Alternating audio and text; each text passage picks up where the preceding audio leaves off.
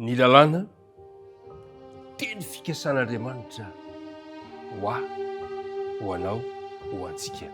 Izay no lohahevitra dingantsika amin'izao ora izao.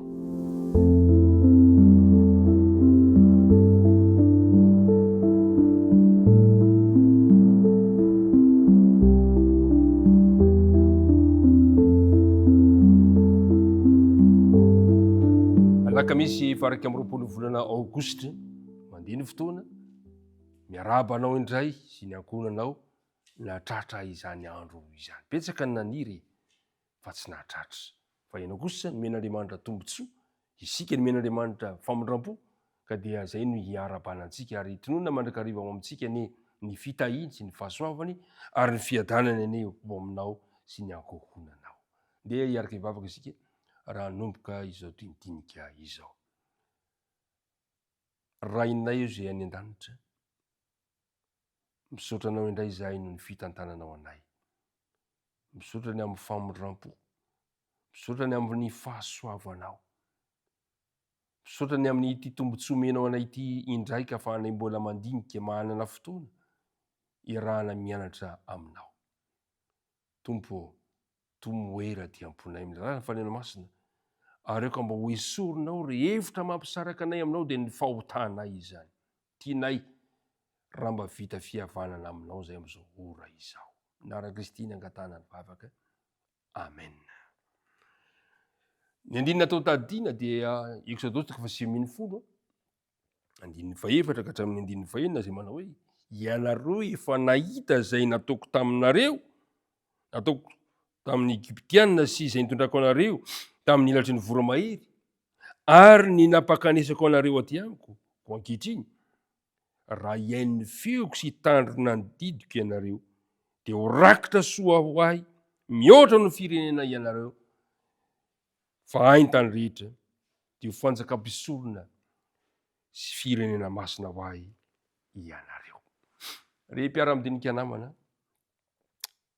nandinika any amin'ny lalàna isika, ny asan'ny lalàna, dia manasa anao indray mbola mamaky indray eo amin'ny Romanina 7. Misy teny anankiray somary mamperitreritra, inona no tian'ny apôstôly Paoly lazaina? Ny amin'izany teny izany, Romanina 7 ka ny andininy 20 sy ny manaraka, hoy izy hoe, Romanina 7 ka ny andininy 20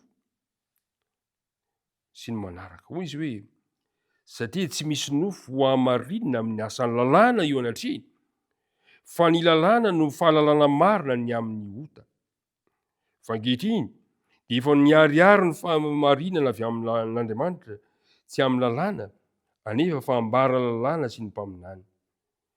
Dia ny fahamarinana avy amin'Andriamanitra ao amin'ny finoana Jesosy ho an'izay rehetra miny fa tsy misy hafa, fa samy efa nanota izy rehetra ka tsy manana voninahitra avy amin'Andriamanitra, nefa hamarinina maimaim-poana amin'ny fahasoavana izy noho ny fanavotana izay eo amin'ny Jesosy, ao amin'ny Kristy Jesosy. Mazava zany ny ambaran'ny Paoly eto, fa tsisy olona vonjena noho ny amin'ny fitandremana ny lalàna. Inona ary ny anjara asan'ny lalàna raha izany eo amin'ny fiainantsika tsirairay avy? Re mpiara-midinika namana,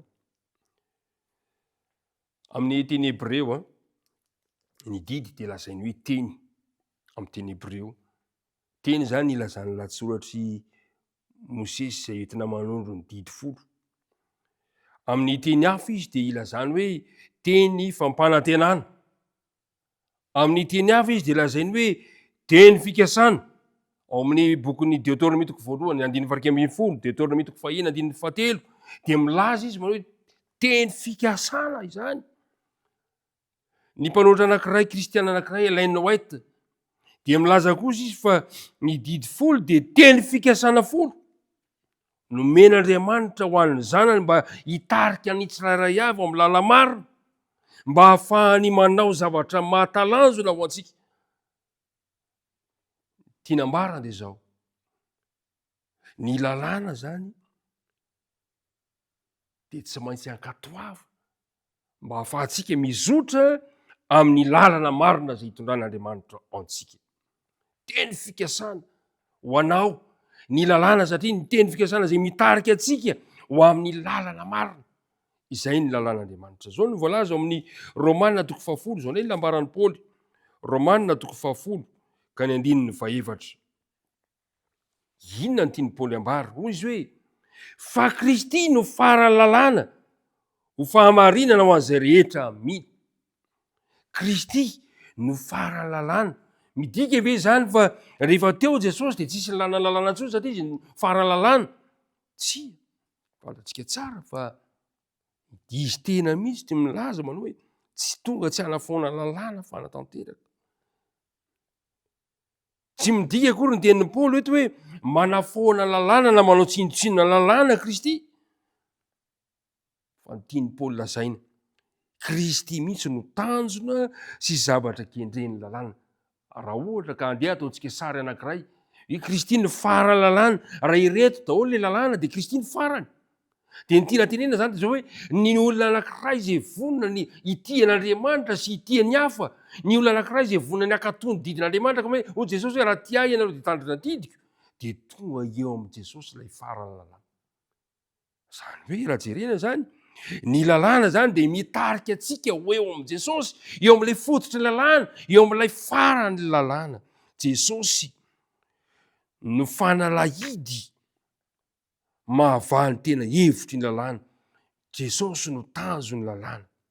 Mpiara-midinika namana, ny olona anankiray zany zay mijery lalàna, vola ny anaraka ny lalàna, vo ny tandrina ny didin'Andriamanitra, dia olona anankiray zay vonona ho eo amin'ny Jesosy. Satria Jesosy no farany lalàna, ka rehefa mitandrina ny didin'Andriamanitra izy dia tonga eo amin'ny Jesosy. Ry mpiara-midinika namana, ary zay nahatonga ny Paoly hiteny ao amin'ny Romanina 10, Romanina 10 dia hoy izy hoe koa mahafoana ny lalàna amin'ny finoana va isika. Fantatsika tsara fa ny finoana no mitarika atsika katony lalàna. Kanefa dia zao ny teny Paoly, koa mahafoana lalàna amin'ny finoana va isika. Tsia, sanatria zany hoy Paoly fa mampiorina tsara ny lalàna isika. Ry mpiara-midinika namana, mazava zany ny tiany Paoly lazaina. Tsy foana ny lalàna. Ny fahatongavan'i Jesosy tsy hanafoana ny lalàna nanao tsinotsinona ny lalàna, fa tia hametraka Paoly fa Jesosy no fara lalàna, i Jesosy no tanjo lalàna, Jesosy no fototry ny lalàna. Ka raha mitandrina lalàna isika dia tonga eo amin'ny fototra anankiray, tonga eo amin'ny Jesosy ilay fototry ny lalàna isika tsirairay avy. Ka Andriamanitra ane hitarika antsika tsirairay avy amin'izany fandiniana lalàna zany, ka vao mandinika lalàna ianao dia mitodika avy hatrany, ny sainao ho eo amin'ny Jesosy ilay farany lalàna. Ka le teny hoe telos amin'ny teny Grika dia midika manao hoe farany lalàna, fiafarana izany. Jesosy no fiafarako, Jesosy no fiafaranao, Jesosy no farany lalàna. Andriamanitra ane hitarika anao indray amin'ity androany ity, ka hitondra anao eo amin'ilay tanjony lalàna Jesosy izany. Fombanao ane izy ary manome tontolo andro mahafinaritra ho anao indray izy. Nde hivavaka isika ankehitriny. Ray malala ny an-danitro, misaotra anao izahay ny amin'ny teninao zay nampafantatra anay teto androany fa ianao no farany lalàna, ianao no fototry ny lalàna, ianao no tanjo lalàna, ka izay rehetra manaiky tandrona didinao dia tonga eo aminao, tonga eo akaikinao. Tario izahay mba hitia ny lalànao Andriamanitra, ka ahitany Jesosy ilay farany lalàna. Dia apetraka am-pelantananao ny tontolo andro ray androany, apetraka am-pelantananao reto mpiaino marobe reto, tsy hafotsy hasaraka ny tsirairay avy ianao. Nivavaka tonoina amin'ny anaran'i Jesosy. Amen.